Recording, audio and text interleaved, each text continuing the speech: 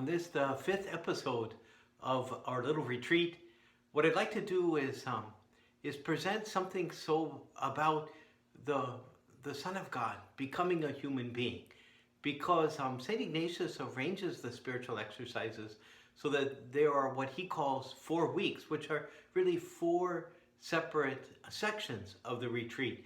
And the second section focuses on the life of Jesus and some very beautiful meditations that help us to understand that life and its implications for ourselves.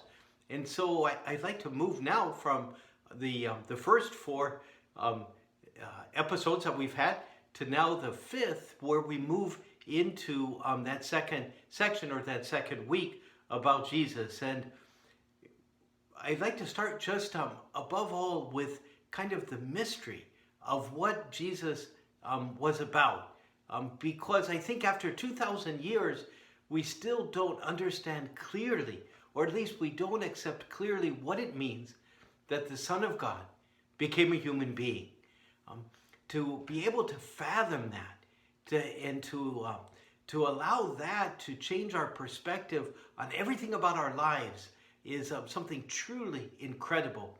And during this time when perhaps you're locked down or sheltering in place or quarantined, it might be a good time just to be able to begin to think about that in as deep a way as you possibly can.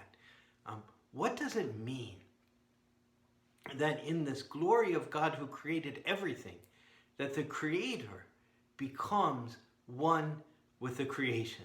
And not only that, but that the Creator pretty much delivers himself completely and totally into our hands. Because Jesus, as we know, will die upon the cross, and his death is such a horrible thing. And yet that's what the Creator, for one reason or another, found necessary in order to bring us this message that that Creator of great love had for us. So I want you to not overlook this point, and we'll mention it in the page too, that somehow the love of God is so intense for us. The desire of God is so intense to be united with us, that the Creator comes to us and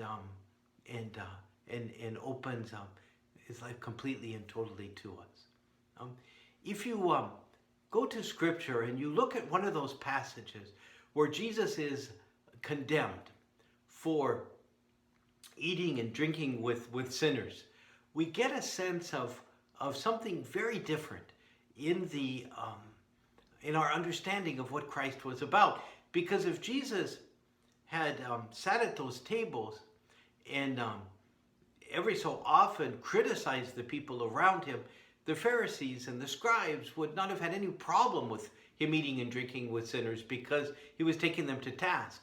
But the fact of the matter was that those Mediterranean houses with the heat during the day were opened at night, so that the breezes could come in and out, and for a brief moment people could experience fresh air. And so people walking past could see and hear what was taking place inside there. And it was clear that Jesus was not only eating and drinking with the people, but he was enjoying himself.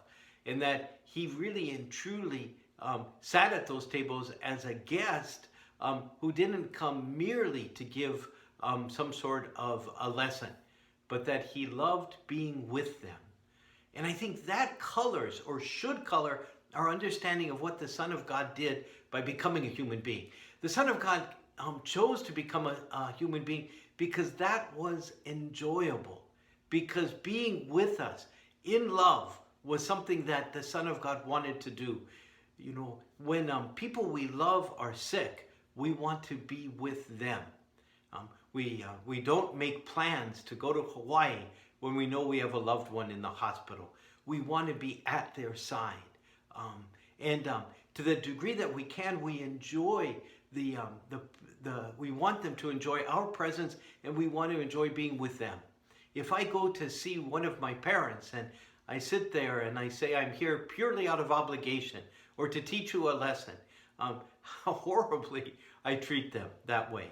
No, to go and see them and to enjoy my time with them, and to love being there, and to find a great deal of pleasure because I see people I love. That's what it means to be a human being. And if we think that the Son of God became a human being in order just to suffer and to not in any way show any sort of appreciation for what it is to be a human being, I think we miss very much of what God has done for us. And so let us focus also on that this incredible union that God had is a union out of love and out of a real appreciation for what it is to be a human being. It's not that we don't have our sinfulness. We've looked at that. We know that. But in some odd way, God overlooked that and looked more deeply into the great goodness that's within humanity. And Jesus found so much to appreciate in that as he came and walked among us. The Son of God enjoying in every way he can the experience of walking and being with us. I'd also like to look at something that is very important also. The Son of God came without question to save us. To save us how is an open question. We may look at that more. But I know at least part of that salvation was to carry a message of love for people. That God loved us and that we were called to love each other. And I think it's also worthwhile that we stop here. And St. Ignatius has us stop here in between these two sections of the retreat. And we begin to ponder that and say to ourselves and wonder if the love of God for humanity was so great, the Son of God came to be with us, doesn't that challenge how much I love other people and how much I care for other people? Isn't that being challenged by this? It's a beautiful story out of Japan.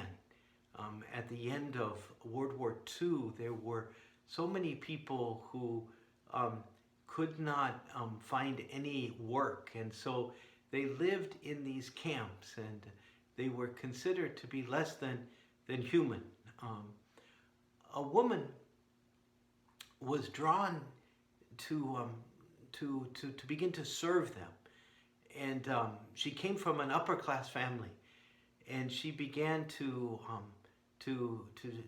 help them in whatever way, and as she found Catholic religious people serving them, she was drawn into the faith and became a Catholic. And she became somewhat famous throughout Japan because she fought to have these people recognized and their encampments recognized. And she made the step one day of going to live among them in a small little dwelling place that was built there. And her mother, when she would go home, would pick the lice out of her hair.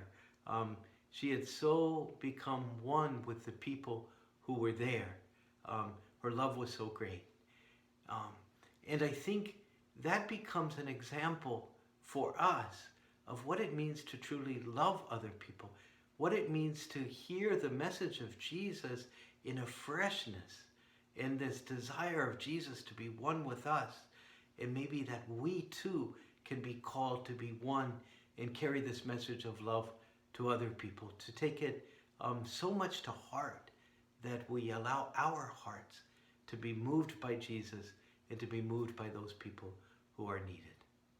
So at this transition point, I want you to spend some time, if you can, just with this remarkable belief that we have that the Son of God became a human being, and became a human being to carry a very profound message of love and appreciation for us who are human beings, and who came among us to carry for us some of our burden, and to call us to carry one another's burdens in the same deep love that he has for us.